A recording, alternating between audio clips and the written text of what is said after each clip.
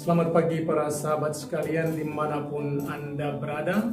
Jumpa lagi dengan saya, Rinong Dukinaltum, dalam Renungan Embun Rohani Pagi dari Kota Ambon, Malaysia, Jumat 24 Juli 2020. Mari kita siapkan hati untuk berdoa. Dalam nama Bapa dan Putra dan Roh Kudus. Amin. Allah Bapa yang Maha Kuasa dan kekal, memilikimu dan memiliki firman-Mu dalam hati kami, itulah kerinduan terdalam dari hati dan jiwa kami. Namun terkadang karena kata dan perbuatan kami yang jahat, kami membiarkan iblis mengambil firman itu dari dalam hati kami. Kami menggantikannya dengan kuasa kejahatan dan kegelapan, dan kami tersiksa karena itu. Karena itu kami mohon ya Bapa, utuslah Roh Kudus-Mu atas diri kami, menerangi hati dan pikiran kami, agar firman yang akan kami dengar mampu membuat kami untuk mempertahankan Yesus dan firman-Nya di dalam hati dan jiwa kami. Doa ini kami panjatkan kepadamu dan perantaraan Kristus Tuhan kami. Amin. Dalam nama Bapa dan Putra dan Roh Kudus. Amin. Tuhan sertamu dan sertamu juga. Inilah Injil suci Yesus Kristus menurut Santo Matius. Dimuliakanlah Tuhan.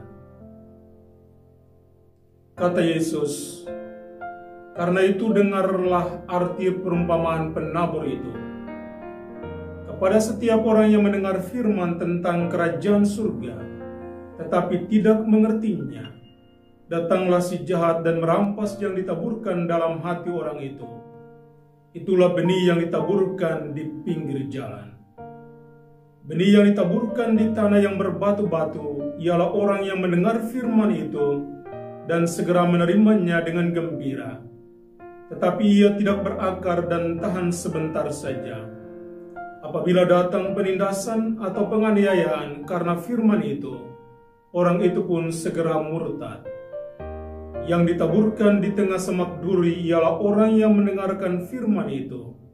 Lalu kekhawatiran dunia ini dan tipu daya kekayaan menghimpit firman itu, sehingga tidak berbuah.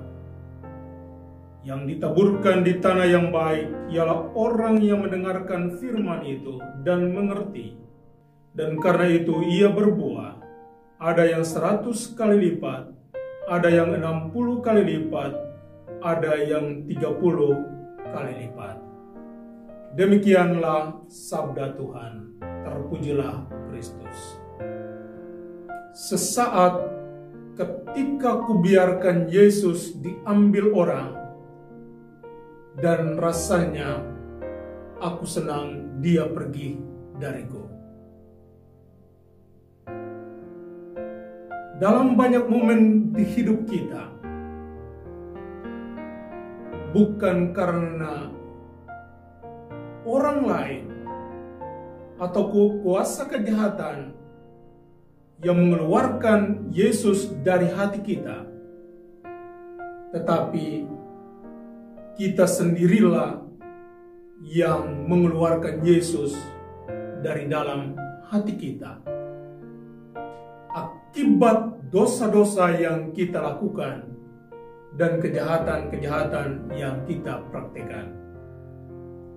Para sahabat sekalian, dalam bacaan Injil hari ini, Yesus mengartikan perumpamaan tentang benih yang ditaburkan. Dan betapa indahnya ketika Dia mengingatkan kita akan beberapa hal penting, yakni ketika kita menerima firman itu, tidak merawat dan menjaganya dengan baik, maka pasti si jahat akan merampasnya. Ketika ada penindasan dan penganiayaan, kita akan meninggalkan Yesus dan membiarkan Yesus sendirian. Ketika kita dirayu dengan kekayaan, uang dan harta, kita pun lebih memilih harta, uang, dan kekayaan daripada beriman kepada Yesus. Karena itu firman hari ini mau mengajarkan kepada kita beberapa hal penting sebagai berikut. Pertama, jagalah Yesus dan firman-Nya di dalam hatimu. Setiap orang punya kemampuan untuk menjaganya, tapi setiap orang juga atas isinya, maka Yesus yang ada di dalam hati itu bisa keluar dari sana. Akibat rencana dan pikiran jahat yang kita letakkan di dalam hati kita. Kedua, tentunya di sekitar kita ada banyak godaan. Godaan terhadap kekayaan, godaan terhadap kedudukan, bahkan juga terhadap perkawinan. Tetapi pagi hari ini kita diingatkan bahwa memiliki Yesus lebih daripada segalanya. Karena Dialah Sang Penyelamat di akhir hidup kita.